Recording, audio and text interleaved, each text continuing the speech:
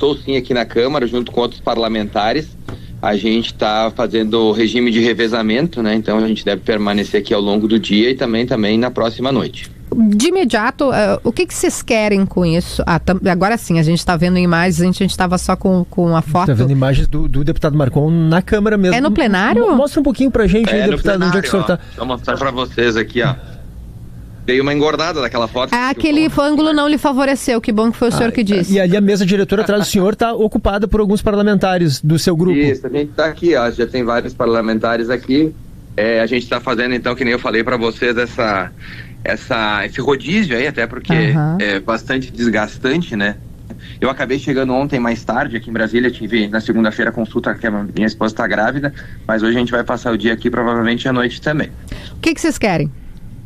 Uma forma muito tranquila para falar, até democrática, né, Kelly? O que a gente quer é que se paute a anistia. Ninguém aqui está pedindo para aprovar a anistia. Não, a gente está pedindo que o presidente cumpra com a sua promessa de pautá-la de uma forma muito democrática, nada mais democrático do que ouvir os representantes eleitos pelo povo. Ele que tinha, ao se eleger, prometido à oposição que a pautaria.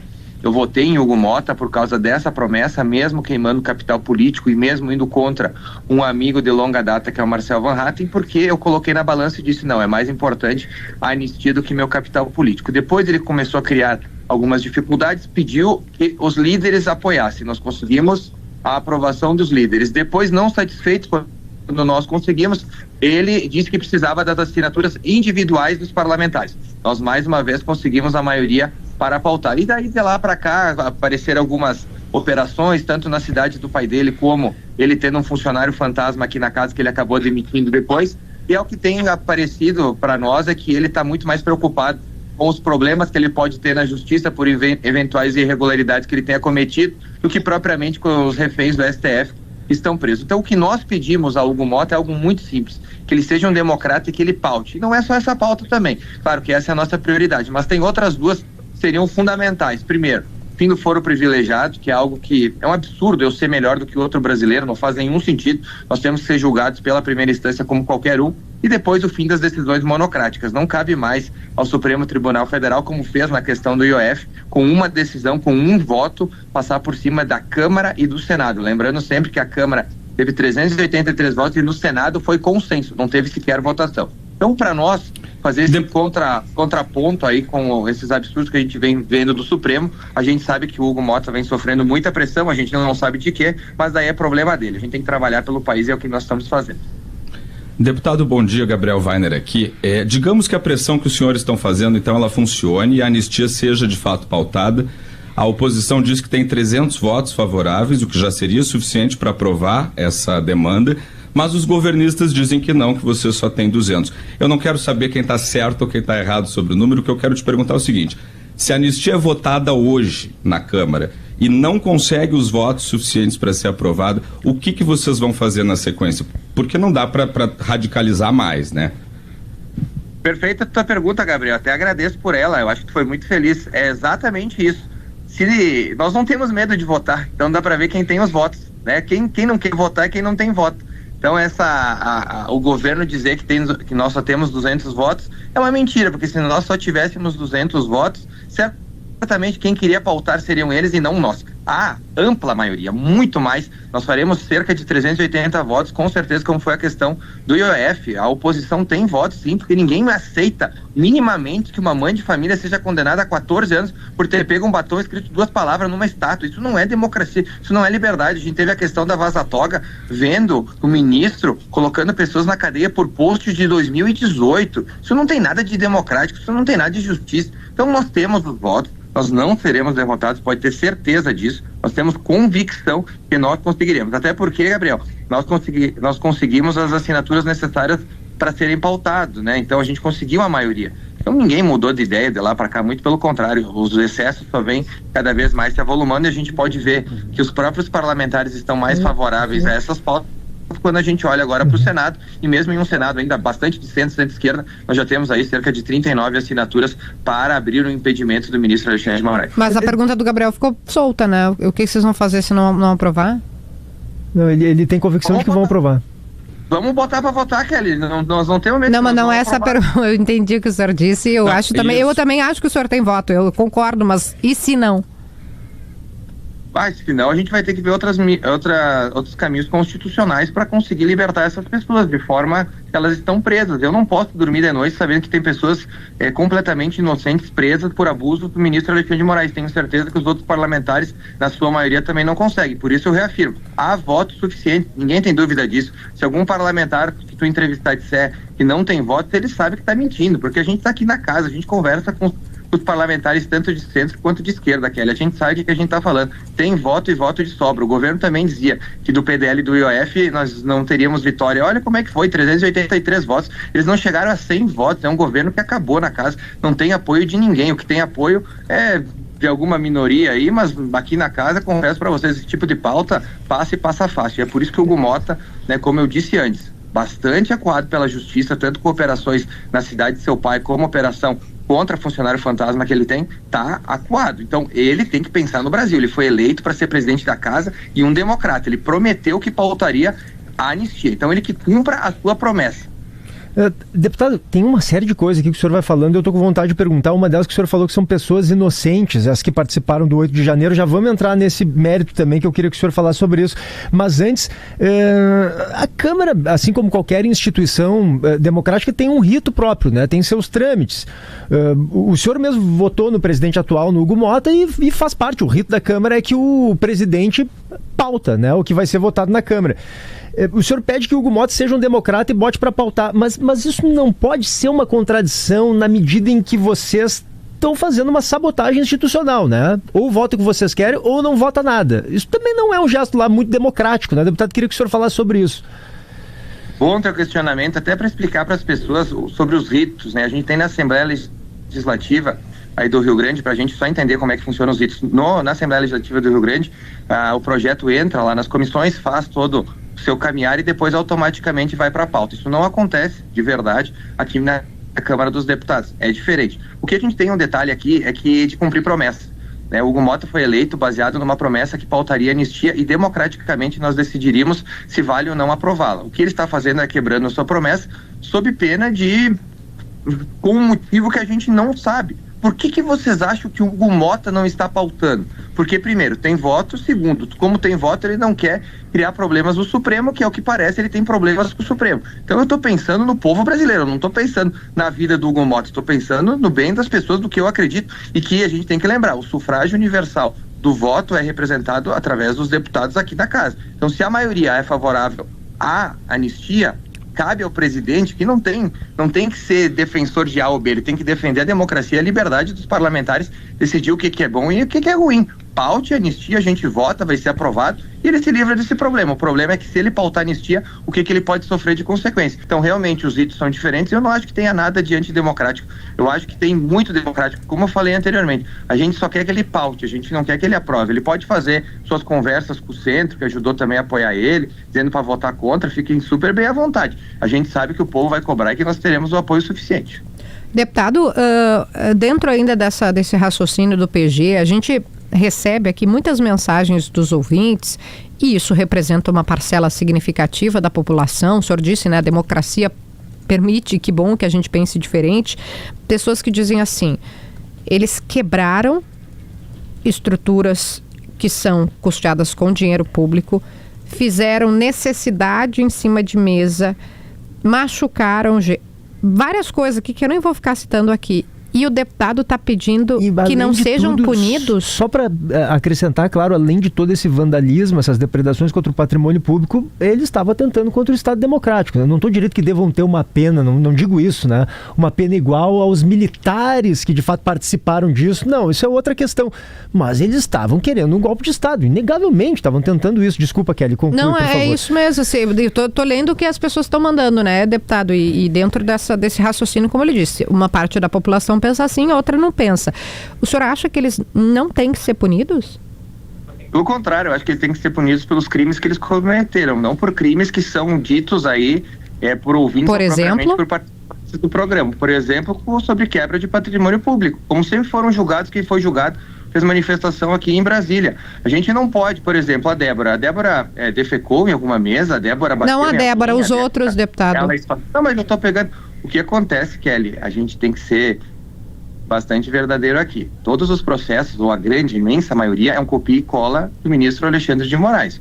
Ou seja, não há individualização da pena, algo muito claro na nossa Constituição. A gente está julgando basicamente todas as pessoas pelo mesmo crime, sendo que não há individualização e muitas delas não há sequer provas.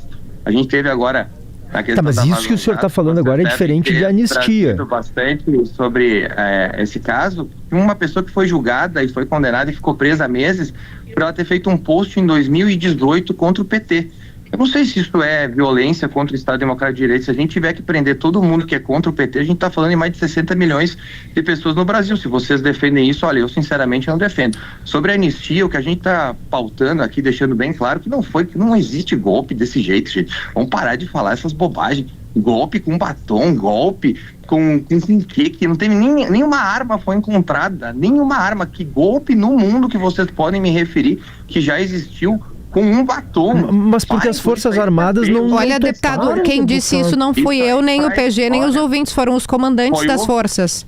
Né? O comandante... Pois é, mas eu estou discordando de uma forma democrática. Não, né? Perfeito. Não, claro, isso, mas deputado, só uma coisa... Nunca houve um golpe com batom. Não, é que tem um argumento, deputado, que é muito frequente. O senhor chegou a ler o depoimento dos comandantes, deputado, daqueles que disseram que inclusive, falaram isso para o presidente Bolsonaro, que dali para diante não poderia seguir dessa forma, que senão teria que haver até um... Eu quero, se aconteceu, não seguiu, não aconteceu. As pessoas inocentes, eu vou trazer de novo aqui a dona Débora, mãe de 2 crianças, nem traficante, nem estuprador fica preso tantos anos, pega tantos anos. Vocês realmente acham que uma pessoa que pegou um batom e escreveu 2 palavras numa estátua de concreto merece ficar 14 anos na cadeia? Mas, deputado... Realmente, alguém acha isso normal? Não, eu acho que não, até, deputado, a gente já falou aqui, inclusive, né, sobre esse exagero nas penas de algumas pessoas, Kelly, que me parece que devam ser, claro, julgadas e condenadas, eventualmente, porque estavam mesmo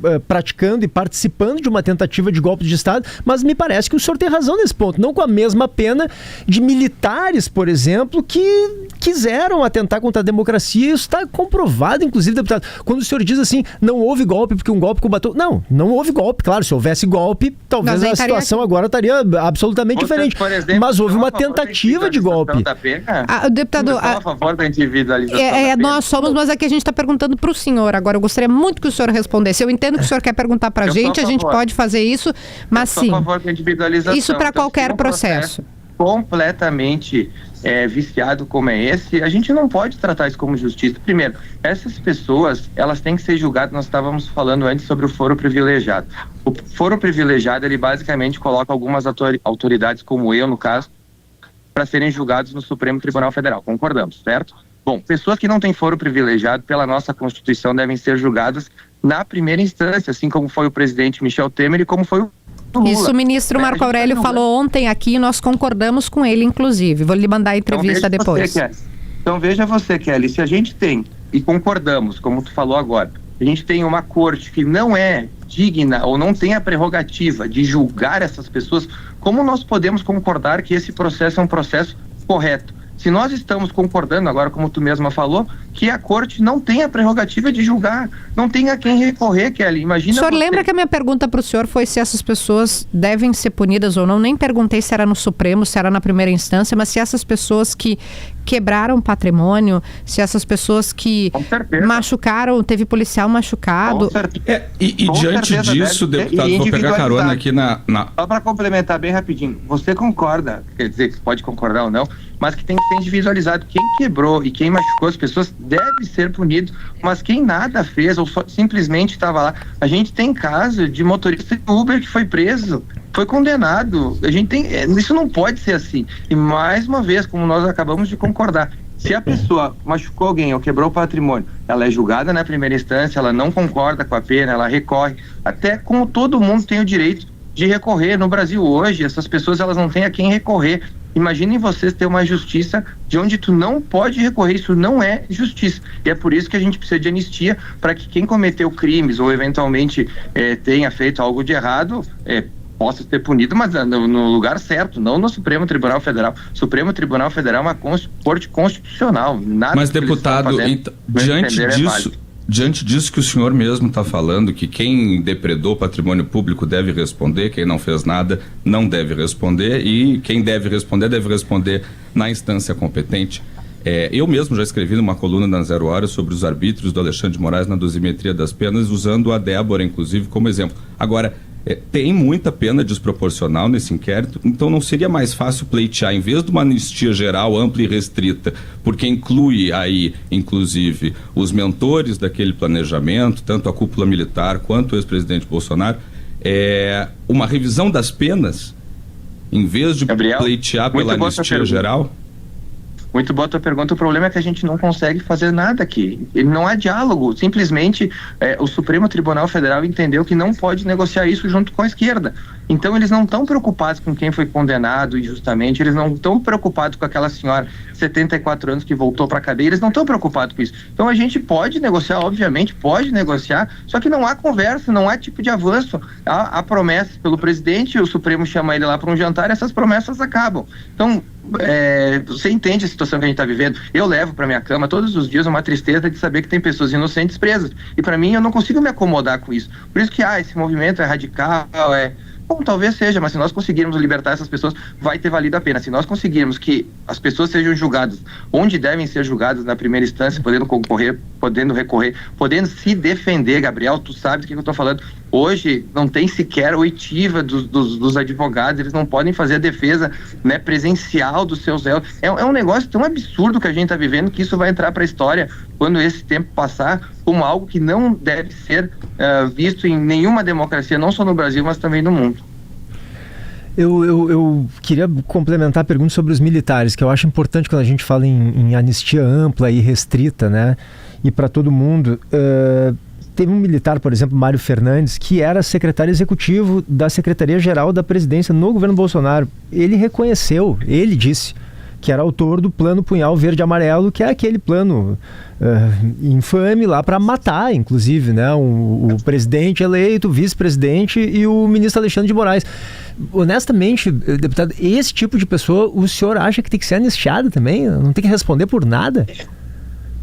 Olha, eu vou voltar ao que eu te falei, né? As pessoas têm que ser julgadas conforme as cortes que elas devem ser julgadas. Se ele realmente tem um plano, há provas. Se ele pensou só em fazer isso, olha, eu já fui no estádio de futebol, o juiz já roubou a Juventude umas 100 vezes e eu já queria matar, pular, invadir, bater, isso faz parte do ser humano. Não, mas o senhor não botou isso num papel, o senhor não escreveu no papel, vou matar o juiz, o jeito que eu vou matar o juiz vai ser o seguinte, eu vou entrar pelo lado tal, o senhor não fez isso, se o senhor tivesse feito isso, deveria ser julgado mesmo.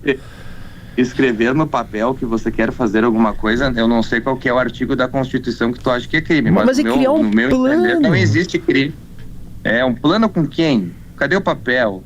Onde é que tá? Ele que falou, não é o papel, foi ele que disse. Foi ele que disse, então beleza, então eu estou confessando aqui que eu já tive vontade de matar um juiz de futebol, aliás, não vários no campo de futebol. Devo ser preso? Não sei o que vocês acham, eu acho que não. Então, vai muito além de planejar,